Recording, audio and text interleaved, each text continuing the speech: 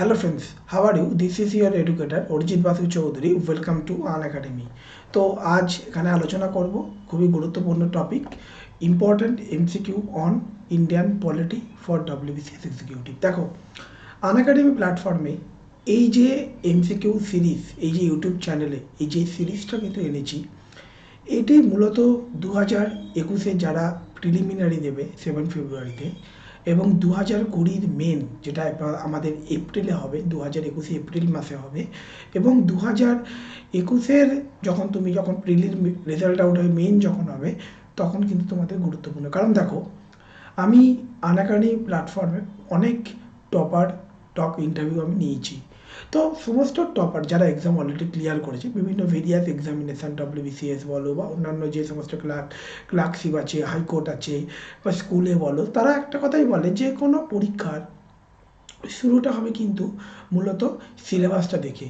এবার তুমি যখন এক্সামটা সিলেক্ট করবে, অবশ্যই ফার্স্ট অফ অল তোমার কাছে প্রথম যেখানে তুমি দেখবে সেটা হলো তোমার সিলেবাস, এক্সামের যে সিলেবাসটা, যে কতক্ষণ মানে পুরো এক্সাম কখন মানে কীরকম প্যাটার্নের প্রশ্ন দেয় কি নাকি এরকম করে তুমি দেখে নিচ্ছ যে কোন কোন সাবজেক্টে কত ফুল মার্কস থাকে, ঠিক আছে, কতগুলো করে প্রশ্ন আসে, কোন কোন চ্যাপ্টার থেকে প্রশ্ন আসে, এগুলো আমাদের দেখতে হবে সাবজেক্ট স্পেসিফিক, সাবজেক্ট ধরে ধরে. এটা তো প্রথম আমরা বললাম. তারপর আমি বলবো যে তারপর তোমাদের করতে হবে ডেসক্রিপটিভ পড়তে হবে. ডেসক্রিপটিভটা কিন্তু খুব গুরুত্বপূর্ণ এবং সাথে তোমাদের প্রিভিয়াস ইয়ারের কোয়েশ্চেন. তো দেখেছো আনএকাডেমি প্ল্যাটফর্মে তোমাদের এই চ্যানেলেই আমি প্রিভিয়াস ইয়ারের প্রশ্ন 2015-16 মেন, 2020 থেকে 2000 অবধি আমি পুরো বছরের আমি এমসিকিউ আলোচনা করেছি পলিটির. এটা তুমি দেখতে পাচ্ছ. অন্যান্য সাবজেক্টের টিচার্সরা তো পড়েইছে. এছাড়া করতে হবে যে মাধ্যমিক লেভেল বা উচ্চ মাধ্যমিক যে কোনো, ধরো পলিটি, তার মাধ্যমিকে আমরা পলিটিতে পড়িনি, সাবজেক্ট ছিল না, কিন্তু আমাদের এনসিইআরটি দেখলে হয়. যদি নাও হয়, চলো তুমি আমার ক্লাস করো, আমি তোমাদের কনসেপ্ট ক্লিয়ার করবো এবং প্রচুর পরিমাণে মক দিতে হবে. দেখো মক দিলে একটা প্লাস পয়েন্ট কী জানো, মেন অ্যাডভান্টেজ যেটা মক টেস্ট দিলে, ধরো আজকের তুমি যখন আমার রাতের ক্লাসে যখন তুমি মক দিচ্ছ বা যখন তুমি প্রচুর পরিমাণে প্রশ্ন সলভ করছো, যখন করে তুমি জানো অপশান থাকে ABCD 4টে অপশান থাকে. এবার দেখা যাচ্ছে যদি কেউ জানো মতবারে মিস্টেক হলো, অনেক সময় ফলস হয়ে গেল বি দিলে, অনেক সময় বুঝতে অসুবিধা সি দিলে, অনেক সময় এ দিলে. এবার দেখো প্রচুর ছেলে, তোমাদেরই বন্ধুবান্ধব সবাই পার্টিসিপেট করছে, 100 জন. এখানে দেখা যাচ্ছে তুমি আজকে 90 র্যাঙ্ক করেছো, তারপর তুমি 50, তারপর 40, তারপর টপ 10, তারপর টপ 5, একদিন তুমি প্রথম. এটা কিন্তু একদিন দুদিনে কিন্তু হয় না, এটা কিন্তু দীর্ঘদিন একটা লং টার্ম প্রসেস. তো তোমাকে লং টার্ম প্রসেস বলতে গেলে পঞ্চবার্ষিকী পরীক্ষা নয়, 1 মাস 2 মাস 3 মাস, এবং তুমি নিজেকে রেকটিফাই করতে পারবে. দেখা যাচ্ছে তুমি মক টেস্ট দিচ্ছ, এনসিএন্টের প্রশ্ন তুমি কালেক্ট করছো, কিন্তু তুমি মেডিভাল হচ্ছে না, বা মডার্ন কালেক্ট করছো মেডিভাল হচ্ছে, এনসিয়েন্ট হচ্ছে না, এরকম হতে পারে. তার মানে তুমি কোন জায়গাটা তোমার ভুল হচ্ছে সেটা তুমি আইডেন্টিফাই করছো. পার্ট 5 তুমি পাচ্ছ, পার্ট 6 থেকে তুমি স্টেট থেকে কোনো প্রশ্ন অ্যাটেম্প করতে পারছো না, তুমি ফান্ডামেন্টাল রাইট থেকে অ্যাটেম্প করতে পারছো, কিন্তু তুমি প্রিয়াম্বেল থেকে অ্যান্সার করতে পারছো না. তার মানে তুমি বুঝতেই পেরে যাবে যে তোমার কোন কোন সেকশনটা, কোন কোন চ্যাপ্টার, কোন কোন পার্ট তোমার মিস্টেক আছে. এই মিস্টেককে তোমাকে আইডেন্টিফাই করার জন্য কিন্তু আনএকাডেমিতে প্রতিদিন তোমাদের এভরিডে তোমাদের ক্লাস কিন্তু করতে হবে এবং শুনতে হবে এবং পোল পার্টিসিপেট করতে হবে.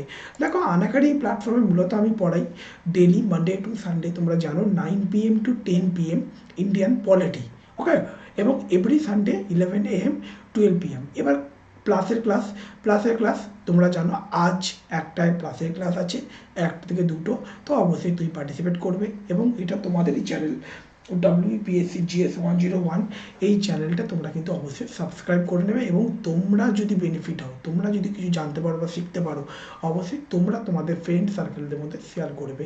অবশ্যই করে এখানে যে ধরনের প্রশ্ন আলোচনা করা হবে, তোমাদের এখান থেকে কমন পাওয়ার সম্ভাবনা কিন্তু এসে যায়, এবং একটা প্রশ্ন কত রকমভাবে কী পদ্ধতিতে দিতে পারে সেটাও কিন্তু আমরা দেখব.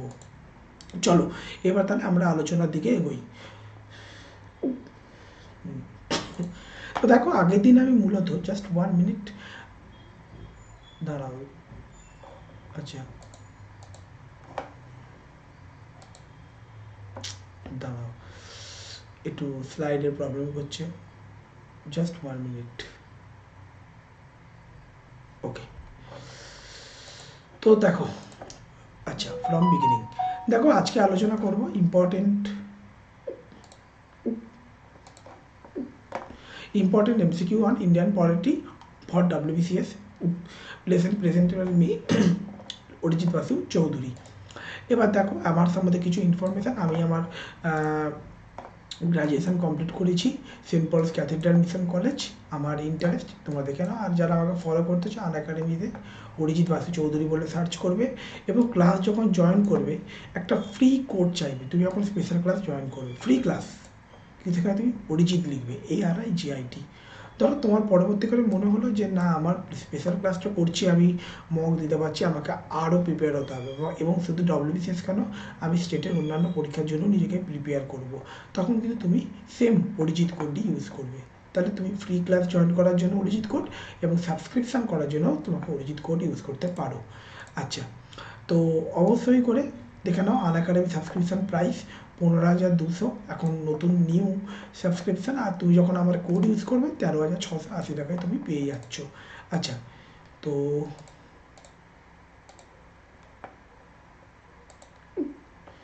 চলো, তো দেখো আগের দিন আলোচনা করেছি মূলত 210 অব্দি প্রশ্ন আমি আলোচনা করেছি। আজ শুরু হবে 211 থেকে শুরু হবে।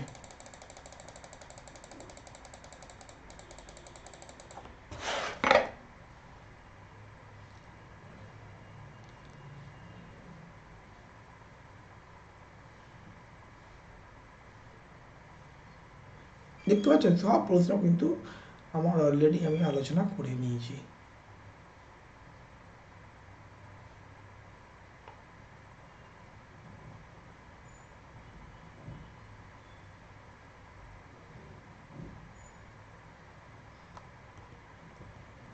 চলো, আজকে প্রথম প্রশ্ন।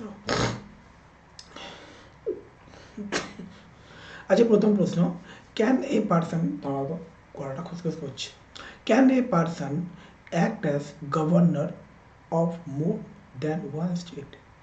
কেউ কোনো, ধরো গভর্নর, রাজ্যের গভর্নর কি একে বা একের অধিক রাজ্যের সে গভর্নর হতে পারে? মানে তিনি একজন ব্যক্তি, ধরো পশ্চিমবঙ্গের গভর্নর, সে কি একই সাথে একই সময় অন্য রাজ্যের গভর্নর হতে পারেন? Can a person act as governor of more than one state? Yes, no, only for a period of 6 months, নাকি only for a period of 1 year? তোমরা জানো ভালো করে, গভর্নর আমি যখন আলোচনা করার সময় তোমাদের বলেছিলাম গভর্নর না ইলেক্টেড না নমিনেটেড, তিনি অ্যাপয়েন্টেড। কার দ্বারা অ্যাপয়েন্টেড? প্রেসিডেন্ট দ্বারা অ্যাপয়েন্টেড। তিনি থাকবেন পুরো প্রেসিডেন্ট প্লেজার। মনে রাখতে হবে গভর্নরের স্যালারি ড্র করে তোমরা জানো consider fund of concern state. আবার গভর্নরের যে পেনশন যখন তিনি রিটায়ারমেন্টের পর তিনি কিন্তু কনসিডার ফান্ড অফ ইন্ডিয়া থেকে তিনি স্যালারি ড্র এই পেনশন কালেক্ট করবে। এবার ধরো একজন গভর্নর তিনি এক বা একের অধিক রাজ্যের গভর্নর হতেই পারে, যেমন আমাদের পশ্চিমবঙ্গের ওয়েস্ট বেঙ্গলের গভর্নর, তিনি আমাদের পশ্চিমবঙ্গের গভর্নর, আবার তিনি বিহারের গভর্নর, তার মানে মোর দ্যান ওয়ান। তাহলে সেক্ষেত্রে কী হচ্ছে, সেখানে কিন্তু ইয়েস হবে, অ্যান্সার হবে ইয়েস, এবং স্যালারি যেটা পাবে কিন্তু রেশিও হবে স্টেটের উপর ডিপেন্ড করে, দুই স্টেটের মধ্যে। তো when the same person is appointed as governor of 2 or more state, ওকে, তখন কিন্তু তার সমস্ত অ্যালোয়েন্স, এমুলুমেন্ট, ওকে, সব কিছু কিন্তু হবে স্টেট। কী হবে তো এটা কিন্তু সার্চ প্রপোর্শন। এবার কোন স্টেট কত দেবে, ধরো পশ্চিমবঙ্গ বিহারের মধ্যে স্যালারি হাফ হবে, এবার এটা কত হবে, 60-40 না 50-50 না 40-60 না 70-30, এটা পুরোটাই ডিসাইড করবে, ডিটারমাইন করে কিন্তু প্রেসিডেন্টের উপর ভারতের রাষ্ট্রপতি, কারণ তিনি অ্যাপয়েন্টমেন্ট করেছেন, কারণ গভর্নর না ইলেক্টেড না নমিনেটেড, দ্যাটস ওয়াই। পরের প্রশ্ন, what makes the judiciary the guardian of the constitution? What makes the judiciary the guardian of the constitution? Independence, service condition, salary, না জুডিশিয়াল রিভিউ? তো কী করে আমরা একটা কথা মনে রাখতে হবে, এটা 2018-তে মেনের প্রশ্ন, বা অনেকবারই ইউপিএসসি পরীক্ষায় দিয়েছে, WBCSটা দেবেই। দেখো এই টার্মটার সম্বন্ধে আমাদের কিন্তু ওয়াকিবহল। দেখো পার্লামেন্ট ল তৈরি করে, পার্লামেন্টের কাজ কি, ল বানানো হয়, লোকসভা রাজ্যসভা। ধরো আমি যদি বলি এক্সাম্পল যদি দেখি, ক্যাব সিটিজেনশিপ অ্যামেন্ডমেন্ট বিল, এটা ছিল বিল, যখন লোকসভাতে পাস হলো রাজ্যসভা, এবার ইন্ট্রোডিউস রাজ্যসভা থেকেও হতে পারে, লোকসভা দিয়ে হতে পারে, বা লোকসভা দিয়ে হতে পারে, রাজ্যসভা দিয়েও হতে পারে। এবার লোকসভা রাজ্যসভাতে পাস হয়ে গেল, চলো এই অবধি আমি বুঝলাম। এবার কী হবে, এটা বিল হয়ে গেল, যখন প্রেসিডেন্ট সিগনেচার করবে তখন ওটা একটা করে। এবার ধরো যে লটা তৈরি হলো সেই লটা কি মৌলিক অধিকার কি উল্লঙ্ঘন করেছে, সেই লটা কি সংবিধানের বেসিক স্ট্রাকচারকে ভায়োলেশন করেছে, তাহলে সেটাকে চেক অ্যান্ড ব্যালেন্স সেটা কে দেখবে, সংবিধানের গার্জিয়ানকে সুপ্রিম কোর্ট। তো সুপ্রিম কোর্ট যখন জুডিশিয়ারি এবং গার্জিয়ান, তো এটা কি করবে, রিভিউ করবে, জুডিশিয়াল রিভিউ সংবিধানে স্বতন্ত্র বজায় রাখার জন্য, মৌলিক অধিকার স্বতন্ত্র বজায় রাখার জন্য। তো article 32 judicial review refers to the power judiciary to interpret করতে পারে দ্য কনস্টিটিউশন অ্যান্ড ডিক্লেয়ার করতে পারে any state law order, okay, order legislature and executive void if it find them conflict the constitution of India. Just 1 minute, একটু problem হয়েছে দাঁড়াও, just 1 minute, just 1 minute.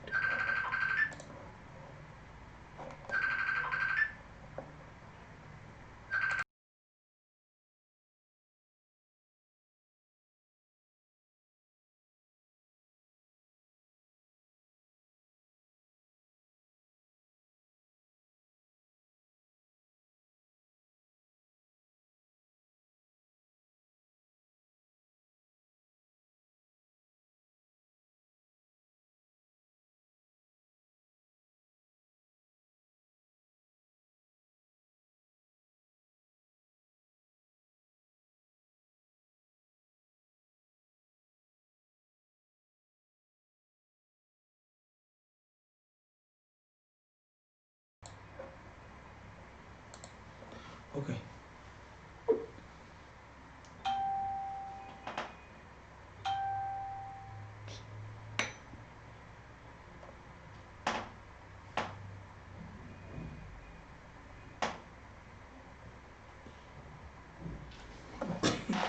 আচ্ছা, তো এবার আমি শুরু করব জাস্ট কারেন্ট স্লাইড থেকে।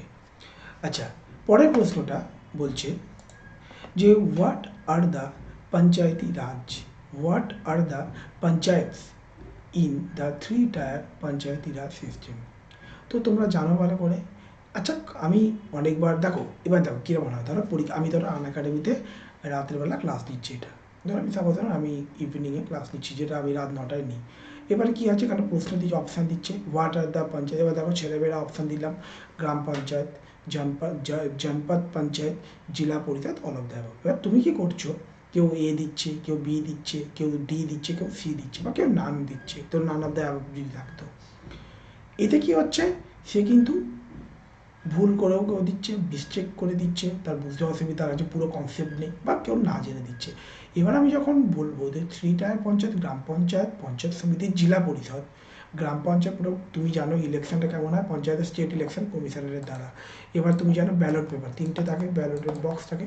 এবার একটা তুমি যখন ভোট দিচ্ছ তখন কী করছো, 3টে কালার থাকে, গ্রাম পঞ্চায়েত তুমি এ করে তুমি দিলে, এটা হলো গ্রাম পঞ্চায়েত একদম গ্রাউন্ড লেভেলে, তার পঞ্চায়েত সমিতি ব্লক লেভেল, আর জেলা পরিষদ হলো ডিস্ট্রিক্ট লেভেলে। তখন তুমি কিন্তু জেনে গেলে এবার কোন কার রেকমেন্ডেশন অনুযায়ী হয়েছিল না হয়েছিল এগুলো তো তোমরা জানো এবং বলবে কমেন্ট সেকশনে। তো এখানে উত্তর তুমি একদমই কারেক্ট দিয়েছো, উত্তর হয়ে যাচ্ছে কিন্তু অল অফ দ্য অ্যাবভ। ঠিক আছে, এইভাবে কিন্তু পড়তে হবে তোমাদের।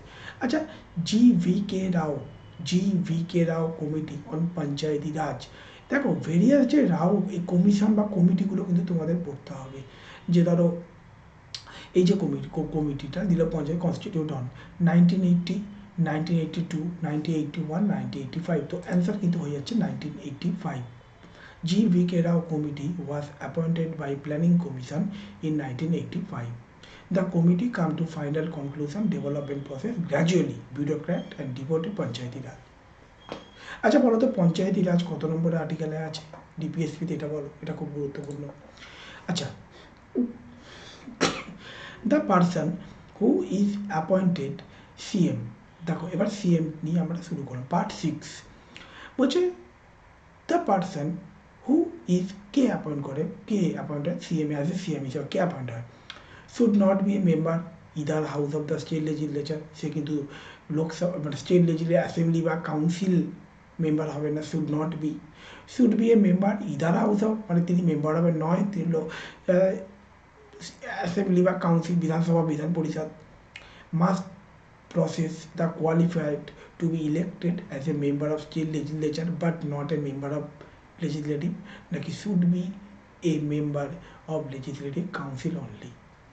দেখো সিএম, ধরো আমাদের সিএম তো নিশ্চয়ই আমরা সিএম পদ আমি ওনাকে ভোট দিলাম তো হয় না, তো এরকম সাংবিধানিক নিয়ম, কিন্তু যে দল ক্ষমতায় আসে সেই দলের যিনি দলনেতা বা দলনেত্রী তাকে সিএম হিসাবে আমরা দল ঠিক করে ডিসাইড করে যে কে তাদের CM candidate.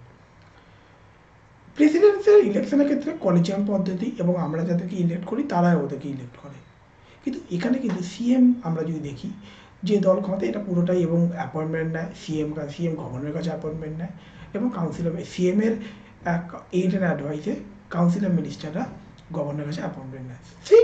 Same to same পিএমের ক্ষেত্রে সেম কথাটা প্রযোজ্য হবে। আর দেখো সিএম ধরো বিধানসভা থেকে মূলত এই 2021 ইলেকশন ভোটে জিতল সিএম ক্যান্ডিডেট একজন হলো। এবারে ধরো যিনি সিএম ক্যান্ডিডেট তার তো নিজস্ব একটা যে তার তো নিজেদের বিধানসভা আছে, ধর সাপোজ জিততে পারলেন না, সাপোজ হতেই পারে দল জিতেছে কিন্তু যিনি সিএম ক্যান্ডিডেট তিনি জিততে পারলেন না, তখন তিনি তাহলে কী হবে, তখন যদি সেই রাজ্যে যদি কাউন্সিল থাকে মানে বিধান পরিষদ থাকে তখন কিন্তু তুমি ওখান থেকে মেম্বার হয়ে তুমি সিএম হতে পারো। তো উত্তর তুমি নিশ্চয়ই পেয়ে গেছো, দেখছো be should be a member of either house of state. এই ইউনিয়নের ক্ষেত্রে তোমরা দেখেছো নিশ্চয়ই, আমরা ইউনিয়নের ক্ষেত্রে আমাদের যে মনমোহন সিং উনি কিন্তু লোকসভা থেকে উনি রাজ্যসভা থেকে নমিনেটেড।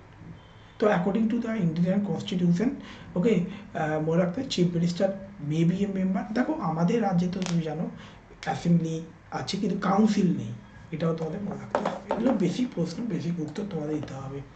আচ্ছা, who of the following is regarded as the head of the state council of minister. তো হেড অফ দ্য স্টেট কে council of minister? Chief minister, governor, speaker না আদার? দেখো কেন্দ্রের ক্ষেত্রে রাষ্ট্রের প্রতি রাষ্ট্রপতি, রাষ্ট্রের প্রধান রাষ্ট্রপতি আর সরকারের প্রধান প্রধানমন্ত্রী। তাহলে রাজ্যের ক্ষেত্রে কী হবে? রাজ্যের রাজ্যপাল এবং সরকারের প্রধান মুখ্যমন্ত্রী। তো এখানে সিএম হবে, there shall be a council of minister, তাই না? কাউন্সিল অফ মিনিস্টারকে পরামর্শ রাজ্যপালকে পড়াতে কাউন্সিল অফ মিনিস্টার কে গঠন করা হবে, কে করবে? সিএম। এবং সিএম নিজে অ্যাপয়েন্ট হবেন কার কাছে? অ্যাপয়েন্ট করবে বাই গভর্নর, এবং সিএমের এর অ্যাডভাইজারে কাউন্সিল অফ মিনিস্টাররা করবে আমাদের গভর্নরের কাছে। আর সিএম মনে রাখবে কাউন্সিল অফ মিনিস্টার এবং মানে বলতে পারো কাউন্সিল অফ মিনিস্টার গভর্নরের মধ্যে সংযোগ স্থাপন করে। তাহলে there shall be a council of minister with the chief minister as the head to advise governor in exercise of his function except in so far he is required to exercise his function in his discretion। ঠিক আছে, এগুলো খুব গুরুত্বপূর্ণ প্রশ্ন। আচ্ছা, a minister, আচ্ছা পরের প্রশ্নটা আর একটা ভালো প্রশ্ন। A minister A member of council of minister can hold office without being a member.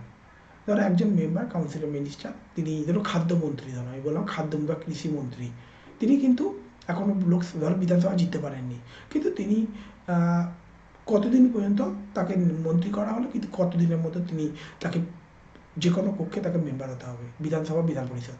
তো অবভিয়াসলি বিধানসভাতে ইলেকশন হয়ে গেল, তার মানে বিধান পরিষদ থেকে হতে হবে। যদি কোনো সময় বিধান পরিষদে কোনো সিট যদি ভ্যাকেন্ট থাকে তো সেখান থেকে মেম্বার হবে। তাহলে মনে হয় 3 month, 6 month, 1 year না 2 years, 6 month obviously। A person who is not a member of either house of the state legislature can be appointed as minister, but within 6 months he must become a member of either house of the state legislature, otherwise he cease করে দেবে তার মিনিস্টারের উপর। পরের প্রশ্ন এক্ষুনি পড়িয়েছি, judicial review means. Judicial review এই প্রশ্নটা বলে তোমরা কমন পাবে যখন তোমরা WBCS মেইন দিতে যাবে। The right of judiciary, the right কি judiciary, the right to advise the president on constitutional matter। the power আছে judiciary to pronounce ঘোষণা করতে পারে upon the constitutionally of the laws passed by legislature issue in executive। the right to parliament ask করতে পারে judiciary, পার্লামেন্টের পাওয়ার আছে to review করতে পারে on judgment view popular disagreement। তো ডি, তো অবশ্যই বি হবে, পাওয়ার আছে জুডিশিয়ারি প্রোনাউন্স ঘোষণা করতে পারে কনস্টিটিউশনালি অফ ল পাস, যেটা যেটা পার্লামেন্ট ল তৈরি হয়েছে, আমি তোমাদের বলেছি সংবিধানের স্বতন্ত্র বজায় রাখার জন্য, মৌলিক অধিকারের স্বতন্ত্র বজায় রাখার জন্য, বেসিক স্ট্রাকচারকে রক্ষার্থে।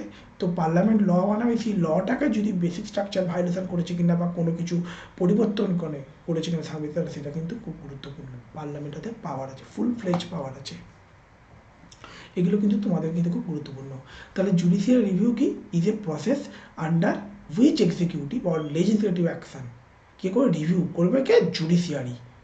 ধরো আজকে ধরো তোমরা নিশ্চয়ই দেখেছো, নিশ্চয়ই ধরো একটা পার্লামেন্ট, ধরো একটা এই যে এগ্রিকালচার বিল, সিএ, অবশ্যই বা 370, তুমি দেখতেই পাচ্ছ বড় বড় landmark judgement, supreme court judgement দেয়, ঠিক আছে, কোনো মৌলিক অধিকার কারণ দেখানো বা এলজিবিটি কিউ কমিউনিটি, বুঝতে পারছো? প্রশ্নগুলো কিন্তু খুব গুরুত্বপূর্ণ।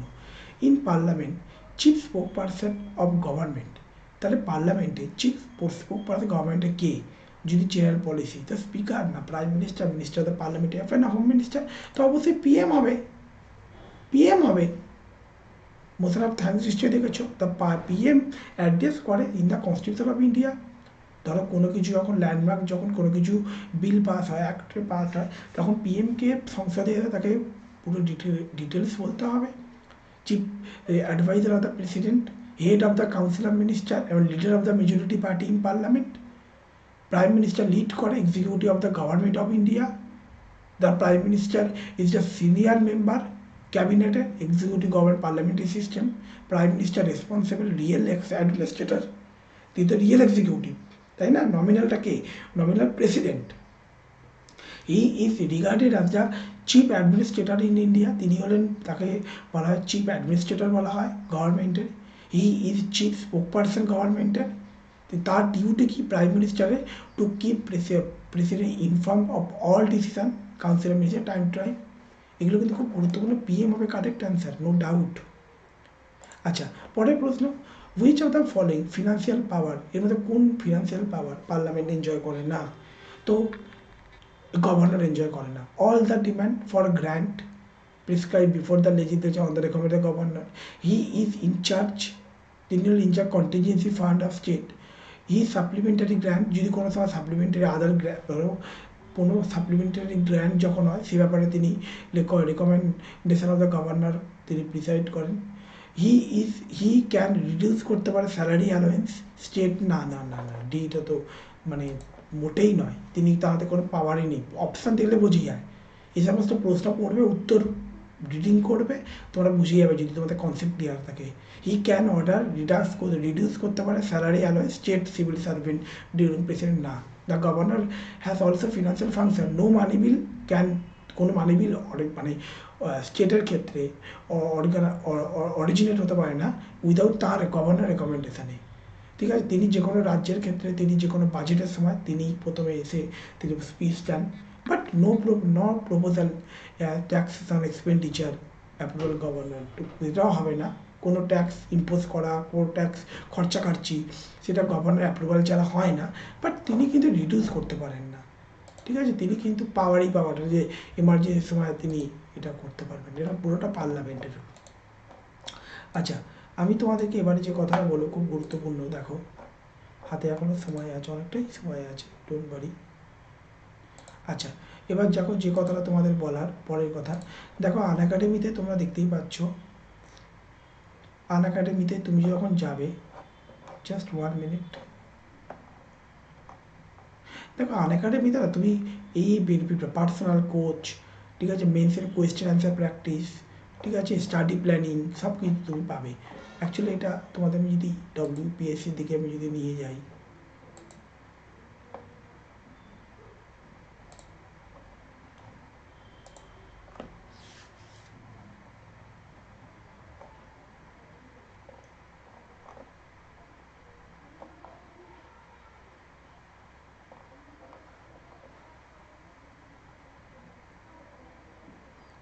দেখতে পাচ্ছ আনএকাডেমি তুমি সাবস্ক্রাইব করছো, তুমি সাবজেক্ট স্পেসিফিক তুমি টিচার পাচ্ছ।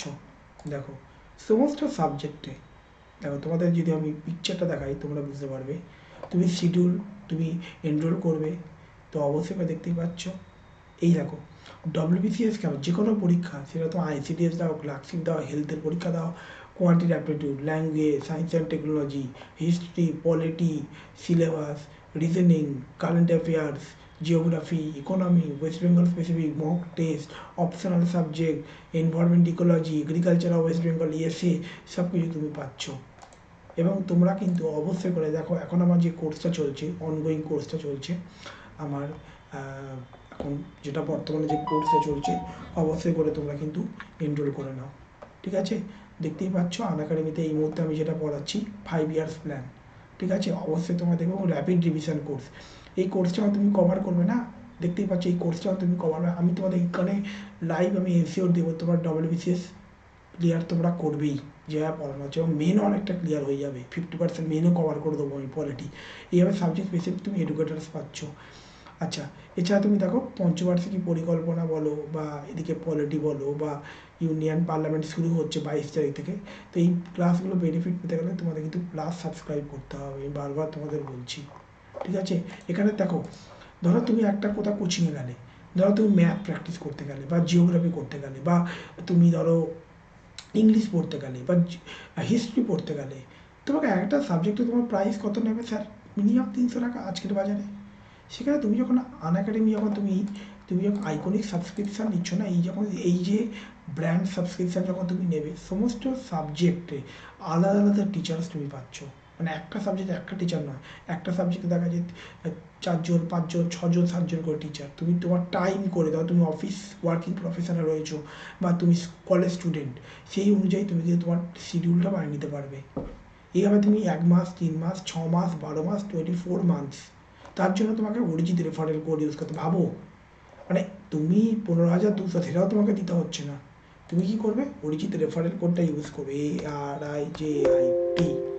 যখনই তুমি অ্যাপ্লাই করবে, তুমি কি পাচ্ছ? তুমি দেখো 13,680 টাকায়। তাহলে অবশ্যই তোমাদের কাছে কোনটা বেনিফিট হবে? সাবস্ক্রিপশন করে নেওয়াটাই বেনিফিট হবে, আমার তো মনে বলে। তো আর লেট করো না, নিজেদের প্রিপারেশন এগিয়ে নিয়ে যাও, এবং আনএকাডেমি সাবস্ক্রাইব করে নাও, ঠিক আছে? এটাই তোমাদেরকে বলবো। চলো এবার আমরা পরের প্রশ্ন দিকে এগোই। আর 5টা প্রশ্ন করলে প্রতিদিন দেখতে পাচ্ছ একটু একটু করে প্রশ্ন, কতটা ডিটেলসে আলোচনা করা হচ্ছে, এবং তোমাদের জানতে হবে। আচ্ছা, এবার আমি পরের প্রশ্নের দিকে এগোবো। পরের প্রশ্ন যেটা বলছে, দেখা যাক কী বলছে। Education which of the initially subject was transfer to Kanak, এটা টিলিতে অনেকবার দিয়েছে। তোমরা জানো ভালো করে, এডুকেশান অনেক সাবজেক্ট, 66টা সাবজেক্ট ছিল স্টেট লিস্টে, এখন 61টা সাবজেক্ট। তো এডুকেশানটা কততম অ্যামেন্ডমেন্টের মধ্যে দিয়ে তোমার কনকারেন্টে চলে এসেছে? যুগ্মতা এডুকেশান ফরেস্ট 24, 25, 42 না 44, তো এটা হবে কিন্তু 44 অ্যামেন্ডমেন্টের মধ্যে দিয়ে। দেখো, education, forest, weight and measure protection, wild animal bird, এগুলো কিন্তু সব চলে এসছে কিন্তু কনকারেন্টলি, আগে স্টেট সাবজেক্ট ছিল।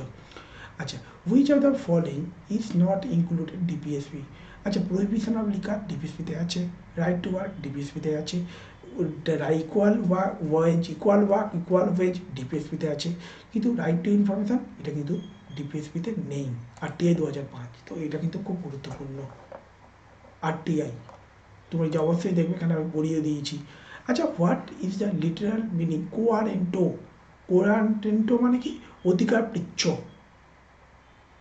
আজকে ধরো তুমি ক্লাস 12, আমি সব থেকে ভালো একটা এক্সাম্পল, তুমি ক্লাস 12-এ পড়ছো, তুমি ফার্স্ট ইয়ারে তুমি ক্লাসরুমে গিয়ে বসে ক্লাস করছো, তোমার কী হবে? তাহলে কোন অধিকারে তুমি এই ক্লাসে এসছো? তুমি কলেজ ট্রিপ, তাহলে অধিকার পৃচ্ছ, ঠিক আছে? তো এখানে কি হবে? By what authority or warrant, এটা জানো রিট। তো তোমরা জানো habeas corpus, mandamus, quo warranto, certiorari and prohibited. Habeas corpus, mandamus we command, quo warranto মানে অধিকার পৃচ্ছ, সার্টিওয়ারি মানে উৎপ্রেষণ করা। ধরো কোনো একটা জাজমেন্ট এলো, সেই জাজমেন্টটাকে লোয়ার কোর্ট দিল, সেটাও আপার কোর্ট, হায়ার কোর্ট মানে সুপ্রিম কোর্ট, হাইকোর্ট রিপিল করে দিল। আর কি হলো? একটা কোয়ারেন্টো, আর শেষে নিষিদ্ধ করে দেওয়া, ঠিক আছে? তো এইগুলো কিন্তু জানতে হবে। আচ্ছা, তো রিট লেখো জারি করা। আচ্ছা, which of the following statement is wrong regarding parliamentary committee? দেখো, পার্লামেন্টারি কমিটি ইজ অ্যাপয়েন্টেড বা elected by speaker, works under the guarantee speaker and chairman, যে কাজ হয় কার গ্যারান্টি? Speaker and chairman.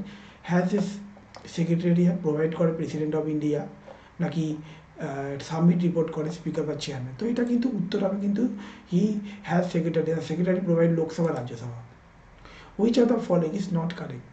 আচ্ছা, এবারে কোনটা কারেক্ট নয়? দেখো, Just 1 minute.